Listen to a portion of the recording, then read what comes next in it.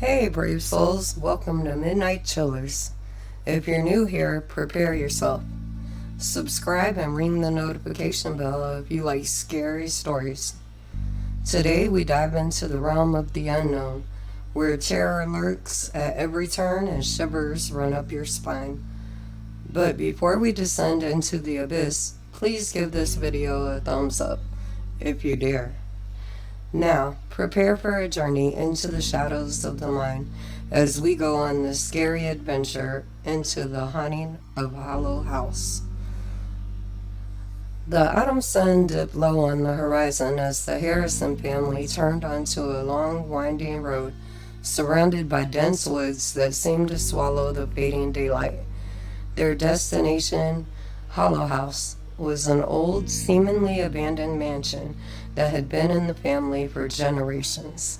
The Harrisons had inherited the property after passing of an estranged uncle.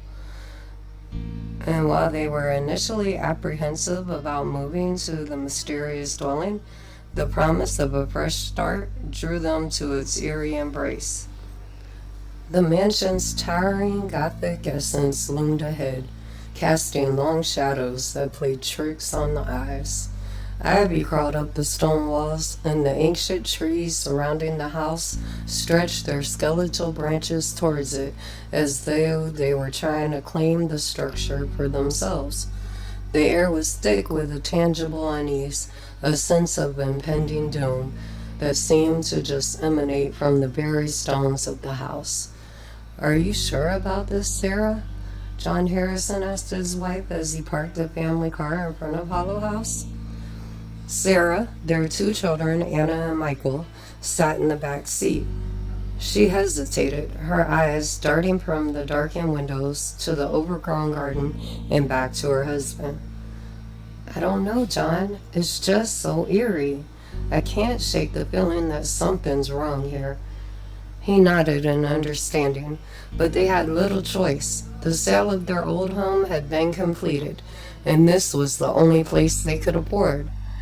John, a professor at the local college, hoped that the house's history and his wife's interior decorating skills would turn it into the family home that they desperately needed. As the family crossed the threshold into Hollow House, they were met with a wave of icy air. It sent shivers down their spines.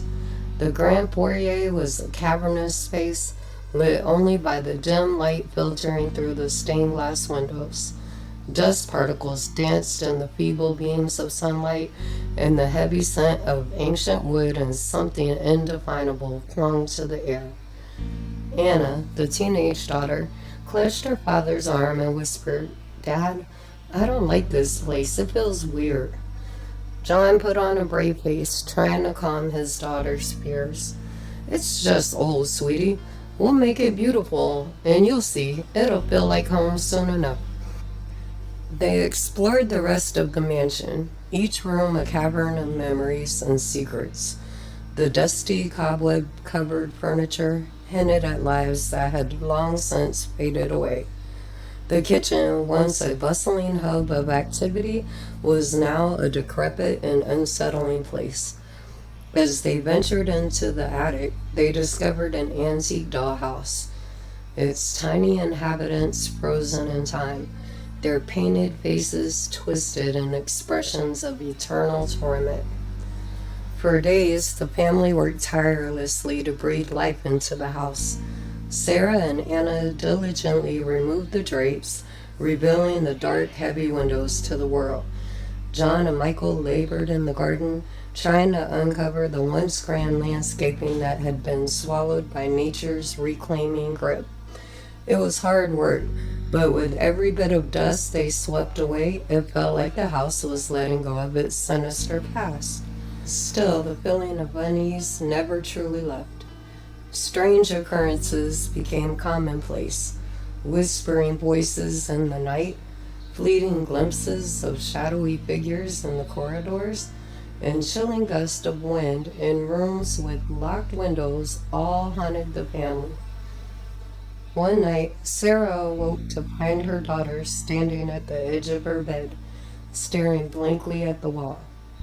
Anna, what are you doing? She asked, reaching out to touch her daughter's shoulder. Anna turned, her eyes hollow, and whispered, "They want us to leave, Mom. They don't want us here." The Harrisons began to research the history of Hollow House, and what they discovered was chilling. It had been built by a reclusive aristocrat, Frederick Holloway, in the 1800s. Holloway had been rumored to be involved in the occult, conducting dark rituals in the mansion's hidden chambers. He disappeared mysteriously one fateful night, and the mansion had been empty ever since.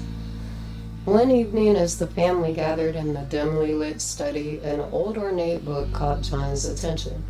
Its pages were filled with cryptic symbols and incantations. "I think this is Holloway's grimoire," he mused, studying all the strange text. As he flipped through the book, the room grew cold, and the candle flames flickered erratically. A sudden gust of wind blew the study's door wide open, and an otherworldly presence filled the room. The Harrisons felt the oppressive force of malevolence pressing down on them, and a sinister voice echoed through the air. "You trespass in my house." John snapped the book shut, and the honey presence seemed to withdraw. But the message was clear. The malevolent spirits of Hollow House were not pleased with their presence. Desperation drove the family to seek help from a local historian, Dr. Eleanor Westwood. She too had heard the tales of Hollow House and its sinister reputation. After a thorough investigation, she confirmed the presence of restless spirits and suggested a seance to communicate with them.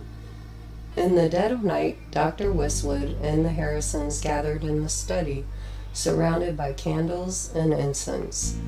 The seance commenced, and the spirit's anger surged. Objects flew off the shelves, the temperature plummeted, and the ghost apparitions filled the room. The Harrisons learned the horrifying truth. The spirits bound by Holloway's dark rituals were cursed to remain in the house until the day that they found a new family to replace them. They had hoped that the family's presence would finally set them free, but their desperate attempts to drive the Harrisons away had only intensified the malevolence. Sarah, with tears in her eyes, spoke to the spirits, promising to leave the house the very next day. In response, a spectral figure, the tormented spirit of Frederick Holloway himself, materialized before them. "Leave this place by dawn," he hissed, "and never return." The Harrisons, exhausted and terrified, hastily packed their belongings and fled Hollow House at the break of dawn. They never looked back, leaving behind the mansion and all of its evil spirits. Hollow House stood empty once again, its dark secrets buried deep within its walls, waiting for the next unsuspecting family to fall under its sinister spell.